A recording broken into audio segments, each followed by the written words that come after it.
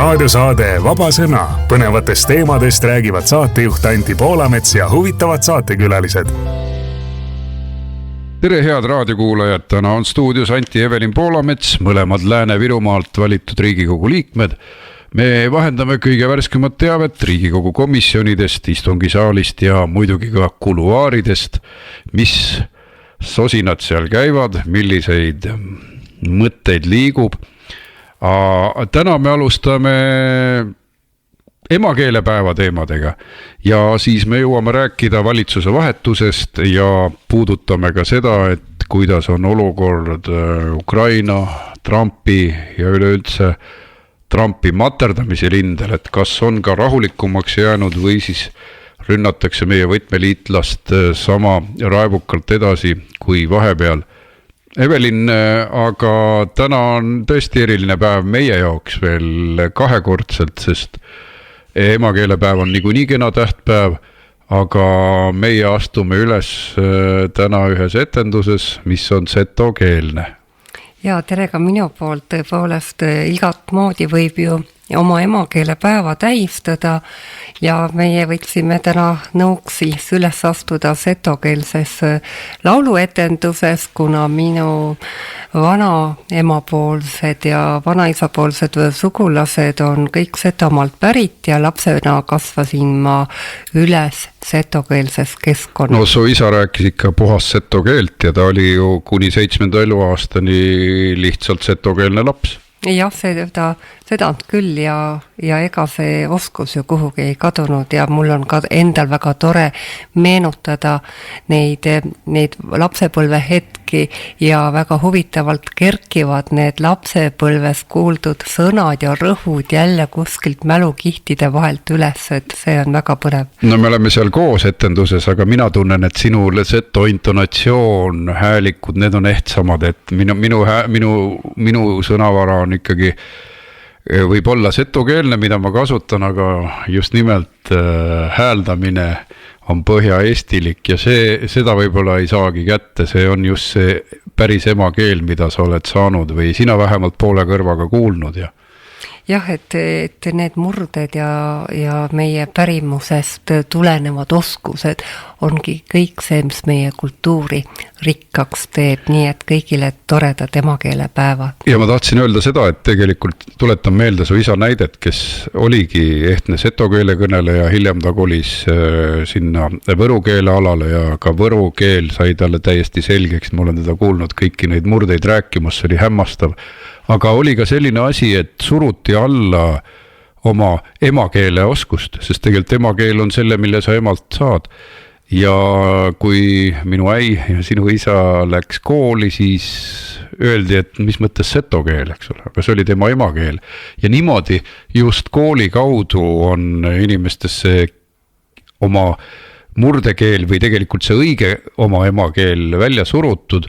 Me saame aru, et üle 100 aasta tagasi oli siin vaja ühtset kirjakeelt ja sellel oli kõigil oma mõte, sest kui oleks väga murretesse kõik see kirjakeel jagunenud, võib-olla ei oleks suudetud seda suurtki kirjakeelt luua. Aga sellegi poolest, et mõelge, kui palju võõrkeeli meil õpitakse, millest tihtipeale ei ole mitte mingit tolku, õpitakse prantsuseid ja kõiki, aga pärast vaatad, et inimene eluaeg ei kasuta. Miks me ei võiks natukene rohkem oma murdeid tunda? See ei võta tükki küljes, see on nagu ajaloo õppimine keele kaudu, see on väga eriline kogemus. Mina, kes ma ei ole suguvõsa kaudu setodega seotud, nüüd olen, mina tahan, et minu lapsed teaksid oma vanaisa keelt, mõistaksid seto kultuuri. Ma ise muretsesin ka Muhu Aabitsa, sest minu ema on Muhumaalt ja sealt ma olen ka lapsepõlves seda Muhu keelt nii palju kuulnud, et ma paari päevaga saan jälle lainele, kui ma Muhusse lähen. Ja sama ka virulaste kohta, et tegelikult Virumaal on veel küll neid, kes rannikumurret räägivad või vähemalt hääldavad neid tähti sedamoodi, nii et see on üks äärmiselt tore kultuuriharrastus, keeleharrastus, ajalooharrastus, oma juurte hoidmine, et minu meelest peaks emakeele tundides palju rohkem pärimuskeelt õpetama ja nendes koolides Võrumaal, Setomaal, Muhumaal peaks eriti hoolega hoidma, sest on küll võimalik mõlemat osata ka riigikeelt ja siis oma pärimuskeelt või emakeelt. jah, et ka koolitundides vaatad, et need võõrkeelte osakaal tunniplaanis on uskumatult suur ja see kõik on tegelikult toimunud meie oma emakeele ja kirjandustundide arvelt.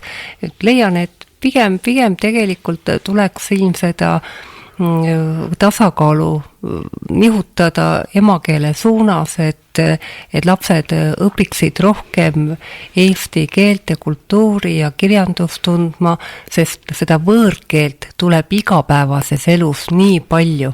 Arvutid on, arvutimaailm, digimaailm uputab inglise keelega üle lapsed, nii nagu vanasti pressisid vene keele sõnad sisse või 100 aastat tagasi tuli neid saksikuid sõnu ikka ja jätkuvalt, siis inglise keele uputus on praegu tohutu. Ja mis on oluline, on see, et näiteks vene keel, mis oli vahepeal B-võõrkeel ehk teine valik, ehk see on ära lõpetatud, jumal tänatud.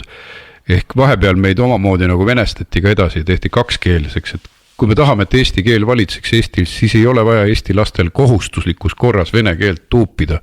Ja selle tulemusel oli näiteks väga positiivne areng, et kasvas hüppeliselt soome keele õppijate arv. Ehk meie sugulaskeelt ka tuntakse, mis on minu jaoks olulisem kui vene keel. Aga Evelin, läheme kohe järgmise teema juurde peale väikest pausi. Raadiosaade Vaba Sõna koos põnevate teemade ja huvitavate külalistega on eetris igal laupäeval kell 12 Virumaa Tre raadios. Saatejuht Anti Poolamets. Ja nüüd oleme stuudios tagasi, tuletan meelde, et täna on saates Anti Evelin Poolamets, Lääne-Virust valitud Riigikogu liikmed. Ja mõistagi saame ilma valitsuse vahetuse teemata, see on suminaid tekitanud Riigikogus, ma nägin ka komisjonides, millised meeleolud olid sotsidel, väga hapud. Riigikogu saalis hakkasid kohe torkima reformi, et see selline jalaga saamine oli neile väga ebameeldiv.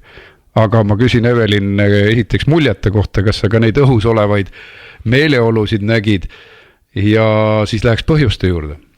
Jah, et tõesti huvitav on nüüd vaadata, kuidas need samad inimesed, kes ka seda Riigikogu kultuuri või sellist halvas mõttes kultuuri on süvendatud, kuidas opositsiooni otsustest sõideti või üle isegi ka seda Riigikogu töö ja kodukorda rikkudes. Ja nüüd nad on siis meiega samal pool rindejoont ja on välja visatud.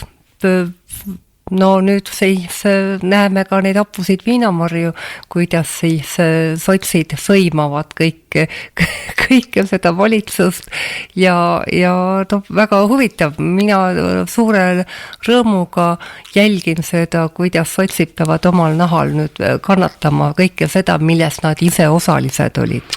Just nimelt ja nüüd need lubadused, mida valitsus on andnud, ju räägivad maksulangetustest ja Evelin, mis maksulangetus on, et jätame ettevõtte tulumaksu ära 2%, see ei mõjuta mitte midagi ja mis me tegime siis Riigikogu saalis oli, et ütlesime, kui teil on parempoolne valitsus, et hakkame siis makse langetama.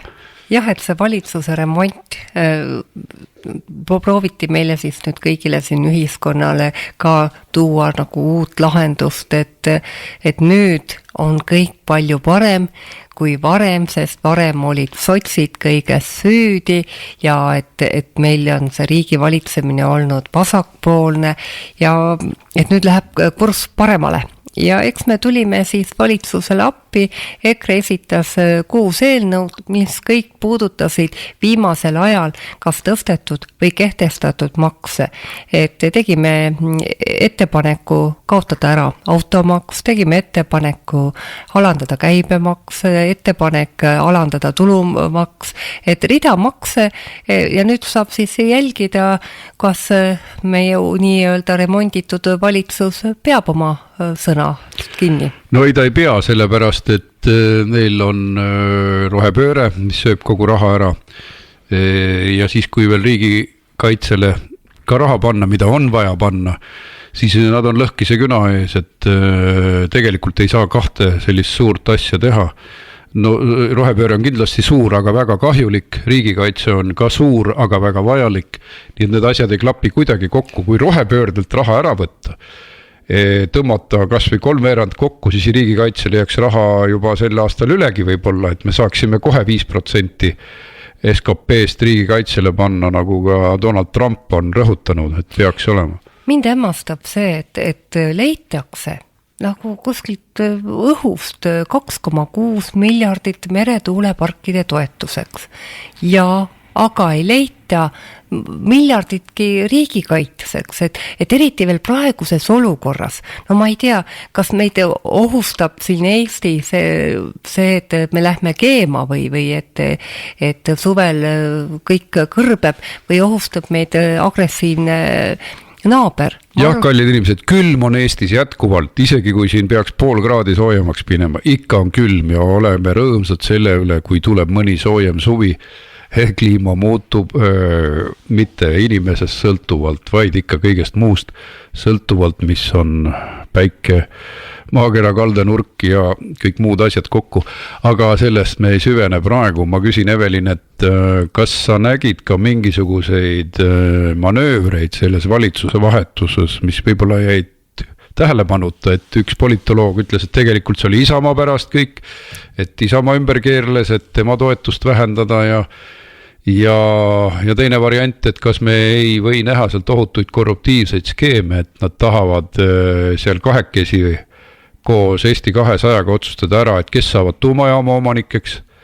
Põhimõtteliselt EKRE toetab ka tuumajaama, aga me toetame riigi omanduses olevat tuumajaama, et see ressurss jääks kõik meile, ka dividendid, mis sellest tulevad, aga siin võib-olla tahetakse väiksele reformiga seotud seltskonnale tuumajaam suunata ja meretuule raha.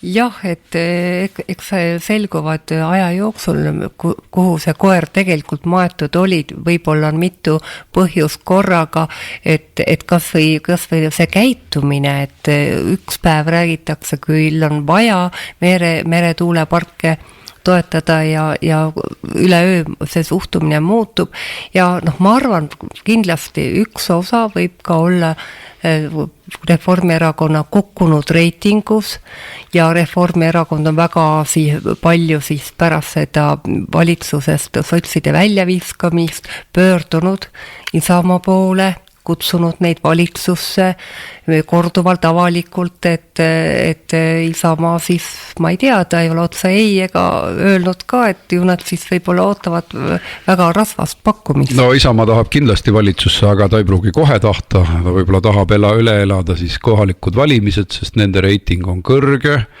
ja teisalt ka seda, et mida siis neile pakutakse, sest pärast seda, kui nad refiga lähevad valitsusse, siis see reiting samaks ei jää, see hakkab kolinal kukkuma ja reformi meetod on musta lese meetod, eks ole, kuulus ämblik, kes oma kaaslase siis tühjaks imeb ja nii on ju Eesti 200-ga juhtunud, see on täiesti tühjaks imetud ja räägitakse ka ikkagi muidugi seda, et oli valik, kas läheb Eesti 200 valitsusest ära, kes oli neile täiesti ustav puudel lükatõmba oma 2% toetusega või siis lähevad sotsid ära, et neile tundus praegu kasulikum olevat sotsidest lahti saada. No jah, et siin rääkida sellest, et olematu reitinguga erakond nüüd võimalik, et tahab midagi muuta või paremaks, vaevalt, et see opositsioonis neil kuidagi rohkem oleks õnnestunud, et võimalik, et see oli üks väljapressimise meetod,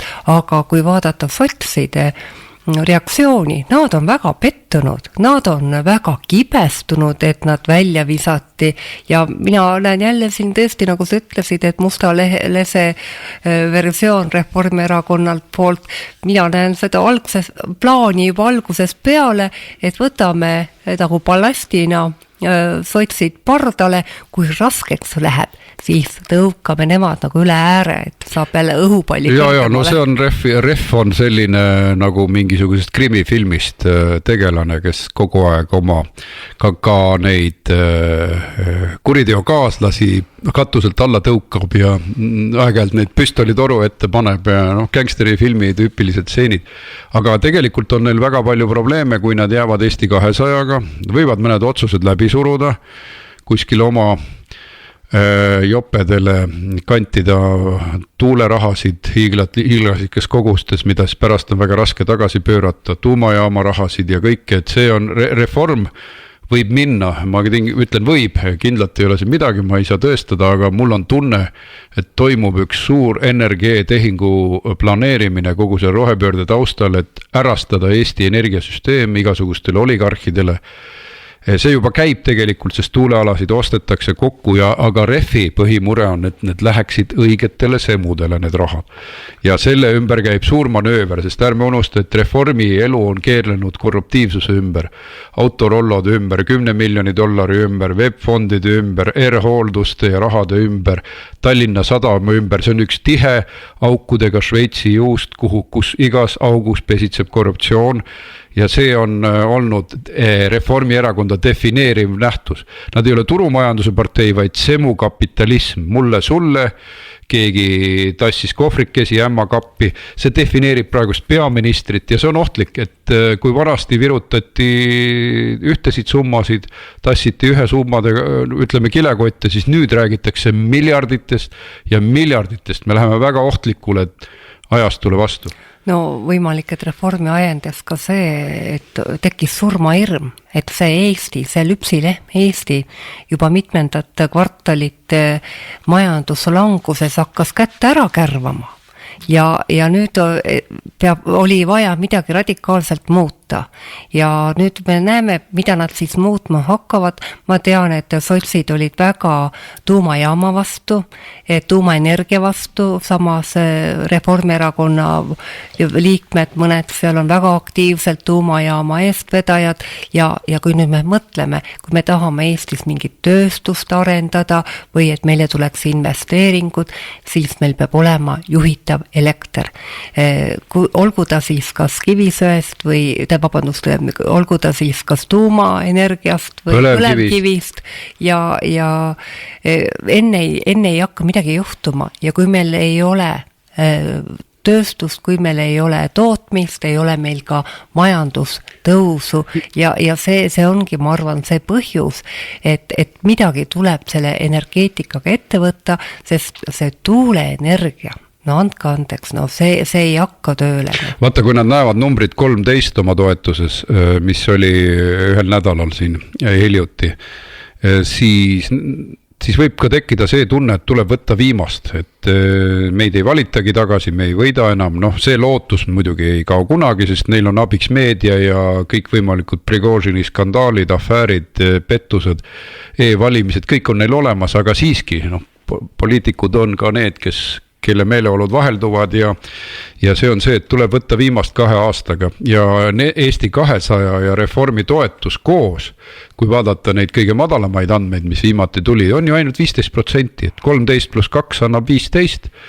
Vaatame, mis ta nüüd edaspidi teeb, aga sellega tegelikult ühiskonna toetust ei saa, see on väikese, juba väga, väga madal toetus, millega tegutseda, et juba kasvab surve erakorralisteks valimisteks. Just ja viimased uuringud ka näitasid seda, et väga üle poolte ei toeta peaministrina Kristen Michali, üle poolte inimestest soovivad erakorralisi valimisi, et see pinge ühiskonnas on järjest kasvanud. Ja see pinge kasvab ka silmnähtavalt paljudes piirkondades, et meie jaoks on see hästi mõõdetav sellega, kui paljud inimesed on tuuleparkide vastased ja väga, väga tõsiselt vastased, sellist liikumist ei ole ammu näha olnud. Väga aktiivne võitlus oma kodukoha eest ja ka ikkagi inimesed on väga teadlikult, nad võitlevad ka mõistliku energiasüsteemi eest, et ei ole vaja meile kallist elektrit, et see on pikaajaline protsess, mida EKRE-ga eest vedas, et me rõhutasime, et elekter peab olema taskukohane, tegime meeleavaldusi ja ma mäletan, et tollel ajal enne kui need metsikud meediaskandaalid meie vastu tulid, olid ka EKRE toetus 25, 23 ja 25 vahepeal, et me adresseerisime neid samu probleeme, mis on täna kõige valusamad, aga nad pühkisid need vaiba alla, lihtsalt panid hüsteeria kahurid jälle tööle, tahtsid, et eestlaste toimetulekust ei räägiks keegi, räägitakse ainult Ukrainast. tegelikult peab ikkagi mõlemast rääkima. Ja nende meetod on olnud lihtsalt summutada meie toimetuleku teemad. Jah, et see sama teema, kui me jõuame tuuleenergia juurde, et kuidas inimestele valetatakse, et see on odav elekter ja nüüd, kui me lugesime viimast siin uudis ka, et Eesti riigi firma keeldus odava hinnaga odava hinna korral tuuleelektrit tootmast. Et me näemegi, et juba praegu on tuuleenergiat meie piirkonnas väga palju ja et kui on palju, siis on hind madal ja kui madala hinnaga müüa, siis ei ole see kasumlik. Nagu me teame, elektri hind kujuneb meil Nord Pooli börsil ja seal kujundab selle hinna kõige kallim pakkumine, mis veel vastab nii-öelda nõudlusele ja pärast seda saavad kõik sama hinda, ehk siis kui hind läheb liiga odavaks, siis ei ole enam mõtet toota ja kogu see süsteem näitabki, et tuuleelektrit, mida rohkem seda on, seda vähem seda on nagu ka võimalik müüa. Ja Enefit pani oma tootmise vahepeal seisma tuuleparkides, sest liiga odav oli elekter. Ja siis küsitakse meilt dotatsioone, nii et asi on suurejoonelises dotatsiooni majanduses, kogu see tulevane tuuleelekter saab tuginema dotatsioonidele, subsiidiumidele, vabandage, ükski parempoolne partei ei saa kogu asja ehitada üles subsiidiumitele. Jah, et meie ju praegus ka, meie riik, valitsus ju on üles ehitanud sellise dotatsiooni skeemi, et kui tuult on ka palju ja see hind on madal, siis maksumaksja tarbija maksab tuuleettevõtjale selle kasumi kinni, ehk siis ei tekigi sellist olukorda kordagi, et energia võiks odavaks minna. Just, aga ma tahaks ka näiteks häid raamatuid välja anda Reformierakonna sigadustest. Palun makske mulle see vahe kinni, kui mul, ütleme, kasumit ei tule. Andke raha, andke kohe palju. Iga ettevõtja, kes meid praegu kuulab, võiks ju küsida, et makske mu ärikahjum kinni, makske mulle kõikide asjade eest, et ei saa nii, et kogu energiasüsteem on subsideeritud. Päris mõistlikuks ei saa seda pidada, sest subsiidiumitega on seotud nii palju asja, et vaadake, kui palju põllumajanduses keerutatakse raha toetuste kaudu, et me ei saa, mis siis saab, kui kõik eluvaldkonnad on subsideeritud ja siis põllumajanduses on see ka ikkagi mõeldud selleks, et kaitsta kolmandate riikide odavate põllumajandustoodete vastu, et see on keerulisem skeem. Aga nüüd veel mingi eluvaldkond viia maksumaksja raha pööritamisel, no ei ole normaalne. Aga Evelin, üks asi, mis me sotside pahameele juures jätsime mainimata, et sa lugesid ise ette Nordica uurimiskomisjoni moodustamise teemad ja ennäe, mis juhtus? Ja kohe esmaspäeval hakkaski juhtuma see, et minu meelest oli see tegelikult teadlikult esimene eelnõu, opositsiooni eelnõu, mis läbis esimese lugemise. Et meil on muidugi üks sarnane juhtum, ka naljakas juhtum. Mäletad, oli see poliitilise kultuuri kohta, et siis oli see suhteliselt hilisel ajal selle eelnõu kaitsmine ja reformierakondlased ja sotsid olid nii unised, et nad ei saanud aru, kummale nupule vajutada ja see eelnõu läks läbi, aga tõesti Nordica uurimiskomisjoni moodustamine läks läbi ja täiesti teadlikult sotsid tulid siis kah vastas leeri üle ja hääletus jaguneski nii, et 35-38 ja Nordica on ju tähtis teema ja nüüd on huvitav vaadata, kuidas siis me hakkame seda ka komisjonidest arutama, sest Nordica puhul on jälle nii palju sellist Reformierakonnale omast käekirja, kuidas raha lihtsalt aihtub, keegi ei tea kuhu. Toome kas või nagu Autorollo näite, et miljonid haihtuvad. Aga jõuavad ka kuskile, näiteks Autorollo puhul oli ilmne korrelatsioon, isegi ajalehed avaldasid neid tabeleid, ehk siis näiteks Pirita Selveri automaadist olid Autorollo kaardiga välja võetud 10 000 eurot, ja enne pool tundi hiljem kandis keegi Reformierakonna arvele 10 000 eurot toetust, täpselt sama summa ja seal oli pikk nimekiri, kümnete kaupa, jälle Pirita Selverist 10 000, jälle Reformile toetus. See kõik on kindlaks tehtud, aga loomulikult keegi vangi ei lähe. Seda enam, et Nordica allakäik hakkas just siis, kui Kristen Michal sai majandusministriks seal vahel ja see läkski oma...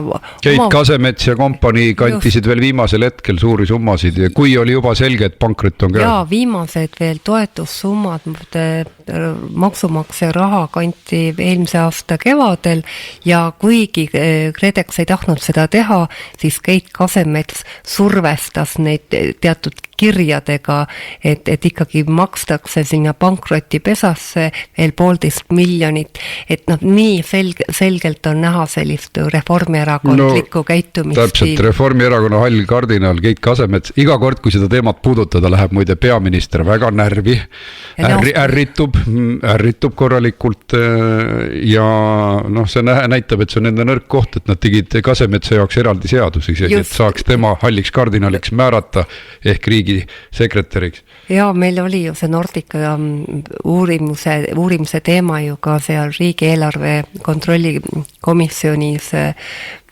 teemaks ja siis oli ka sinna kutsutud Keit Kasemets ja ka Kristen Michal ja samas, kui see sama Nordica teema tuli, läksid mõlemad näost punaseks, et üks hakkas kogelema ja ärritus, Keit Kasemets läks näost punaseks. No vot, siis on kohe näha, kus on valus. Aga veel enne, kui me läheme Trumpi teema juurde, siis viimasena oli meil neljapäeval ka uurimiskomisjoni moodustamine. See oli meie ettepanek ja selle uurimiskomisjoni eesmärk oli siis kuulutatud välja nii, et Riigikogu otsuse eelnõu 557 Riigikogu uurimiskomisjoni moodustamine COVID-19 modifitseeritud mRNA vaktsiinidega seonduvate ohtude hindamiseks. Ehk siis seal oli siis eelnõud tutvustamas Varro Vooglaid, kes tegi omal ajal ka tubli tööd hoiatamaks nende sunnimeetmete vastu, sundsüstimiste vastu, kõrvalmõjude vastu. Ma tegin ise ka seda tööd, käisin ka teles mitu korda väitlemas, et miks ei ole vaja sundvaktsineerimist, et olgu see inimeste vaba valik, kas nad vaktsineerivad või mitte. Ja nüüd tagantjärele tuleb ju kõik see välja, mille eest me oleme hoiatanud, et näiteks Arkadi Popov, kes oli ju muidu tugev vaktsineerimise toetaja ja sundsüstimise taganttorki ja tunnistas ise ajalehes, et ei kõik vaktsiinid ei olnud halb, see Zeneca oli halb. Ja siis teda me pidimegi turult välja tõrjuma aga meil ei öelnud ju mitte keegi, et Zeneca on eriti halb. Miks nad siis ei hoiatanud? Umbes, et millel oli palju kõrvalmõjusid, et see torgiti samamoodi laua alla, mõnitati kõiki, kes küsimusi esitasid, solvati, hüsteeritseti, et kui keegi tahtis natukenegi hingeõhku, et kuulge, kas see ei ole kõrvalmõjudega, kuulge, kas lastele ei ole vaja, on ikka vaja vaktsiine, siis puhkas hüsteeria, samamoodi nagu täna ükskõik millise teema juurde, tuulikute teemal, kus nad ähvardavad, solvavad, mõnitavad kõiki kriitikuid. Jah, et tuletame meelde, et Soome, Rootsi, Norra ja Taani terviseamet lõpetaski juba 2021. aastal Moderna vaktsiinide manustamise noormeestele, et tuues nagu põhjuseks kõrvalmõjud just südamele. Aga minu teada ei olnud meie terviseamet ei rääkinud kordagi mingitest kõrvalmõjudest. Nõuti isegi neid koroonapasse ka lastelt. Samas ju alguses tuli ju see teema, et lapsed ju põdesid neid asju. Meie oma lapski põdes koroonat ilma sümptomiteta. Läks kooli, tegi testi, tuli välja, et tal on koroona näitaja positiivne, sai šoki veel sellest, et ta on nagu veel mingi haiguse kandja. Tuli koju, silmad punased, et millist terrorit tehti nii lastele kui ka kogu selle vaktsineerimisega kõigile inimestele, kuidas lahti tehti inimesi, kui nad ei olnud nõus vaktsineerima. Reisima ei saanud. EKRE oli küll alguses nõus eriolukorra kehtestamisega, sest ei olnud teada, kuidas see haigus mõjub, oli näha, et Hiinas, Prantsusmaal, Itaalias juba oli päris karme tagajärge tekkinud. Aga mida aeg edasi, oli selge, et on ka väga selgeid kriitilisi noote ja üks asi, millele me panime jala maha, on see, et vaktsineerimine ei saa olla sunduslik ja samamoodi need meetmed ei saa olla nii repressiivsed, mis puudutab kohvikutes käimist ja kõike. Ja mis oli ka tõendatud, mille osas juba tollel ajahetkel oli väga kiiresti selge näiteks, et vaktsineerimine ei takista levikut. Terved teatrite kaupa jäid inimesed haigeks, ja mingid haridustöötajad läksid oma pidudele ja siis selgus, et arvasid, nad on kuulikindlad, kõik haigestusid, aga seegi vaikiti maha. Vaat see oli see vastik infomanipulatsioon, pidev maha vaikimine, peavoolumeedia alatu manipuleerimine, hüsteeritsemine, petmine. Et see on ka üks põhjus, miks me seda saadet teeme, sest saate nimi on Vaba Sõna. Me tahame, et inimesed saaksid objektiivsemat informatsiooni, saaksid alternatiivseid arvamusi, mitte seda ajupesu, mida peavoolumeedia on teinud ja üha vasakpoolsemaks muutub Ekspress Grupp, et kuidas see lihtsalt annab desinformatsiooni, et ma ei ütle, et seal ei ole 10% normaalseid asju, artikleid, aga tegelikult lollusi peaks seal üldse olema. Just nimelt ja loodame, et minnakse siis ausalt ja edukalt selle uurimiskomisjoniga edasi. No ma parandan sind, kindlasti ei minda ausalt ja kindlasti ei minda edukalt, sest Reform hääletas selle maha. Meie peame oma saadetes kogu selle info andma, mis on kriitiline. Nad kardavad seda teemat ja kardavad ka kõrvalmõjude asju. Kõrvalmõjusid on olnud tohutult rohkem kui need, mida on siis Terviseamet registreerinud. Ma olen nii palju hirmutavaid lugusid kuulnud, kuidas mõned kaotasid silmanägemise. Hea, et neid mõni tagasigi sai, et see oli kõrvalmõju. Kas see ei ole ränk kõrvalmõju, kui inimene on 3 kuud silmist pime? Ja ma küsisin ka ühe küsimuse, kui seda ettekannet tehti, et kas on ka põhjust arvata, et see kokkusattumus ei ole juhuslik, et kui minna Statistikaameti kodulehele ja vaadata surmade näitajaid nädala kohta, et me teame, et koroona jõudis Eestisse 2020. aasta kevadel ja vaktsineerima hakati 2020 aasta lõpus, seal detsember 27, siis selline surmanäitajad olid keskmised sinna eelneva 10 aasta kohta, et 300 inimest nädalas. Ja vaktsineerimine siis läks lahti põhiliselt 2021. aasta kevadel ja siis tekkis ka just see väga suur liigsuremuste arv 7. nädalast kuni 17. nädalani oli surmade arv pea 200 korda kõrgem see nädalas. Muidu on 300 olnud, siis oli 415, 400 kuskil seal 85. Et no ma ei tea, võib-olla on see kokkusattumus ja kusjuures see liigsurmade arv jälle kasvas detsembrikuus, 2021. aasta detsembrikuus, kui hakati nii-öelda tõhustust doose tegema. Võtke kinni, kas on kokkusattuvus? No hirmutavad andmed ja ma olen ka konverentsidel käinud, kus kriitiliselt teemasid käsitletakse ja üks suur teema on viljatuse probleemid, millel on viidatud, aga me ei saa siin pikalt neid teadusuuringuid käsitleda. Nii palju võiksin veel lisada, et nüüd on Saksa luureamet ja USA luureamet öelnud, et see oli ilmselt laborilekke. Ehk siis ega me EKRE-s kartsime seda sama, sest see nägi nii ebatavaline välja, et see oli üks põhjus, miks eriolukorraga üldse alguses võis nõus olla, et see oli midagi väga kahtlast, et Hiinast linnast, kus oli üks kuulsamaid viroloogia laboreid, et see oht oli olemas, et seal on tehtud mingid katseid ja see on lendu läinud, et siis pidi mingit ettevaatust ilmutama.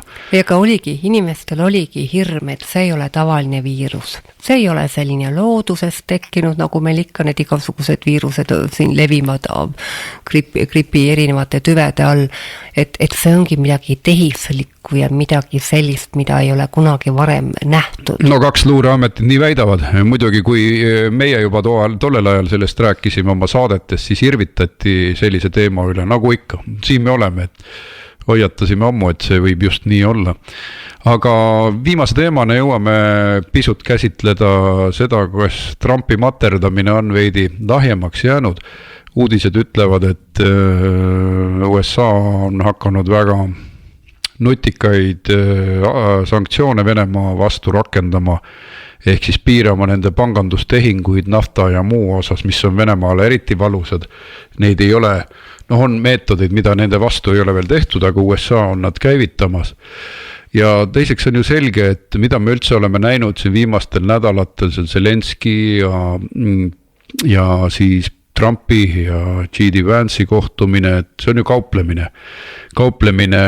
kauplemisprotsess, mis on küll läinud liiga avalikuks, aga ilmselt on ammu ka salajasi igasuguseid kauplemisi toimunud, läbirääkimisi, ehk siis tegevus käib, aga mis on kõige olulisem, mis jälle meie lärmajate juurest ära jäetakse, selleks, et saaks lihtsalt Trumpi peksta, on see, et ta rõhutas eraldi, USA president rõhutas eraldi Balti riike, kes asuvad keerulises kohas ja kelle nimel on ta valmis siis USA kaitset üleval hoidma.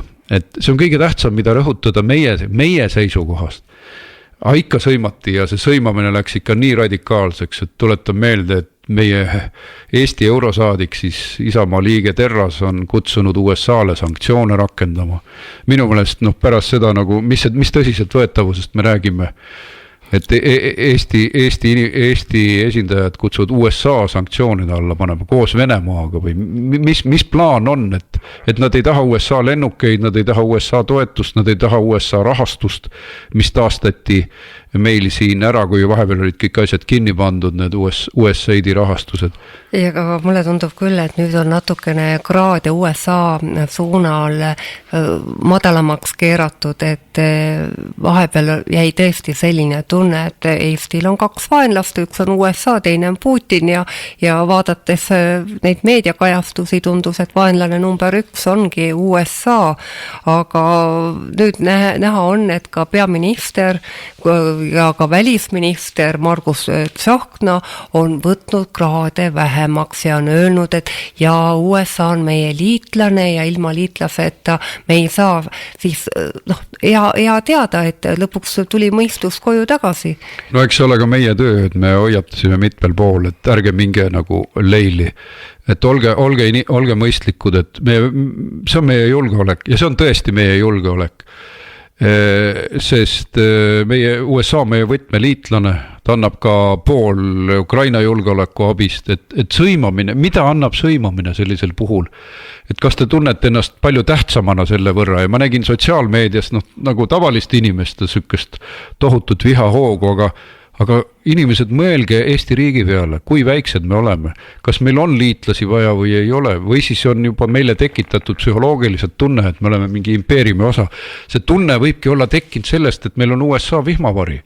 Aga sõbrad, kui see vihmavari ära kaob, siis meil on armsad Eesti väikelinnad Räpina, meil on armsad maakonnalinnad nagu Jõhvi, Rakvere ja siis üks suurem linn ja kas me oleme siis sellised, kes võivad Vene piiri ääres ennast kindlalt tunda.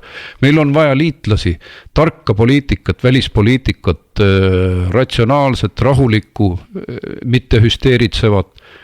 Ja need vahendid, mida Trump kasutab sõja lõpetamiseks Ukrainas, need võib olla meie jaoks ei ole nagu arusaadavad, et kuidas suurriigid omavahel suhtlevad, et kui me vaatame ka, millised on Euroopa Liidu ja Venemaa suhted, et loeme järjest enam, et ikkagi need sanktsioonid Venemaa suunas ei ole kindlad, et kui toimub kaubavahetus, Venemaa ikkagi saab oma sõjamasinat õlitatud Euroopa Liidu rahadega, et toimub metalli müük ja siis vaadata, kuidas Trump käitub, millised on tema meetmed, et saada Putin rahulikuks, et enam ei tapetaks Ukrainas inimesi, et me ei pruugi nendest arugi saada. Ja selleks peab olema hea USA poliitika jälgija ja mina kinnitan, et Eesti poliitikud, peavoolupoliitikud, liberaalid, nad ei jaga USA poliitikud, nad lihtsalt ajavad ikka päris hullu juttu ja nad ei tunneta USA ühiskonda. et selleks peab olema väga hea välispoliitiline nina ja no mida me teeme keskharidusega välisministriga, et värskelt ta ju kuulutas, et Ungari hääleõigus Euroopa Liidus tuleb ära võtta. No on kõva mees, sama kõva mees, kes käis Gruusia tänavatel laamendamas ja peletas ka ühe sõbraliku riigi meie juurest ära, et no see annab kõigile peksa, ettevaatust, Tsahkna paneb USA põlvili ja Venemaa põlvili ja kõik põlvili. Ja nüüd Ungari ka on ju, et paneks veel omadele ka veel pasunasse ja noh, võtku järjest, et Poola veel ootamas ja noh, ma ei tea. Ikka. Ja ainult üks asi ununes ära, et Ungari pakub meile õhuturvet. Jah. Aga mis siis, kui ühel hetkel neil riikidel on õigus solvuda ja oma lennukid ära võtta? Ja. Aga äkki võtta mitu riiki korraga ära, kui sellised inimesed on siin võimul, kes teevad e-valimisi, kes kehtestavad tsensuuri vihakõne seadusega. Tänapäeva maailmas on need olulised, sest USA asepresident hoiatas, et te ei ole ju siin demokraatiad enam, kui ta käis Müncheni julgeolekukonverentsil, et milleks peaks mitte demokraatiaid kaitsma, et nad on meid ikkagi päriselt ohtu pannud praegused poliitikud, et arvati, et välispoliitika see on erakondade ülene, aga nad on nii rumalad, et nad on võimelised meile julgeolekuohu ise koju tooma oma ogara klähvimisega oma liitlaste peale. Ja samas, kui toimuvad need rahukõnelused, siis eestlasi sinna juurde nagu ei võeta. Viimati ka öeldi, et ärge tulge. Jäeti meie saadikud ju siin koju, kui toimus läbirääkimine. Täpselt ja mitu korda. Aga ikkagi loodame, et kuumus meie peavoolupoliitikute liberaalide peas alaneb. See on meie kõigi elulistes huvides, et nad ei sõimle nii hirmsasti enam. Ja sellepärast loodame, et terve mõistus võidab. Mõistust, haridust, kõike on meie poliitikutel vaja. Ja rahulikku meelt ka. Aga kohtumiseni juba järgmisel laupäeval. Kõike head. Te kuulasite raadiosaadet Vaba Sõna. Järelkuulamine treraadio.ee ja uueduudised.ee.